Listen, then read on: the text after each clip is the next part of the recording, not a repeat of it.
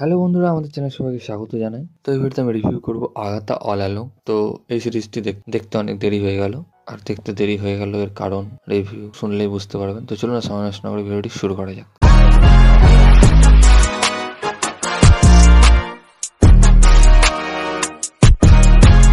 তো ফাইনালি আগাথার সব এপিসোড শেষ করলাম। শেষ করতে দেরি হলো কারণ সিরিজটি দেখতে আমার অনেক কষ্ট হয়েছে, দেখতে আমার ইচ্ছে করছিল না, এতটাই বাজে লেগেছে যে আমার মতে এই সিরিজটি একটি টাইম ওয়েস্ট সিরিজ। আমার মনে হয় সিরিজটি বের করার কোনো বা রিলিজ করার কোনো দরকারই ছিল না। ওয়ান্ডাভিশন সিজনটির হাইপের জন্যই এটি রিলিজ করা হয়েছে, যদিও এই সিরিজটির কোনো প্রয়োজনই ছিল না, এবং শোনা যাচ্ছে এর সিজন 2 আসবে। তো যাই হোক, এর সিজন 1-এ মোট 9টি এপিসোড রয়েছে, বাট এতগুলো এপিসোড কেন রয়েছে তা আমি জানি না, কোনো দরকার ছিল না। এবং প্রতিটি এপিসোড প্রায় 30 থেকে 40 মিনিটের মধ্যেই। আমার দেখা সবথেকে খারাপ মার্বেল সিরিজ ছিল মিস মার্বেল, বাট এই সিরিজটি দেখার পর এই সিরিজটি মিস মার্বেলকেও হারিয়ে ফেলেছে। আমার মতে এটি মার্ভেলের একটি থার্ড ক্লাস সিরিজ। অন্যদের হয়তো ভালো লাগতে পারে, বাট আমার একেবারে জমেনি। প্রথম এপিসোডগুলি ঠিকঠাক ছিল, বাট সিরিজটি আগে যেতে যেতে আরও নষ্ট হয়ে যায়।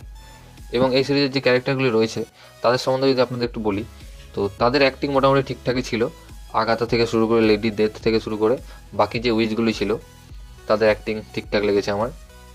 এবং এটি একটি ডার্ক মিস্টেরিয়াস সিরিজ, তবে মিস্ট্রিটা সেইভাবে তারা ধরে রাখতে পারেনি।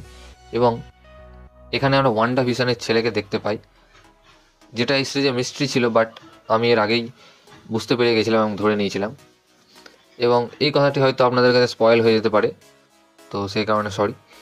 এই সিরিজটি দেখে আমরা অনেক কিছু জানতে পারি উইচ সম্বন্ধে, তবে সিরিজের স্টোরিগুলি ঠিকঠাক মেলানো হয়নি।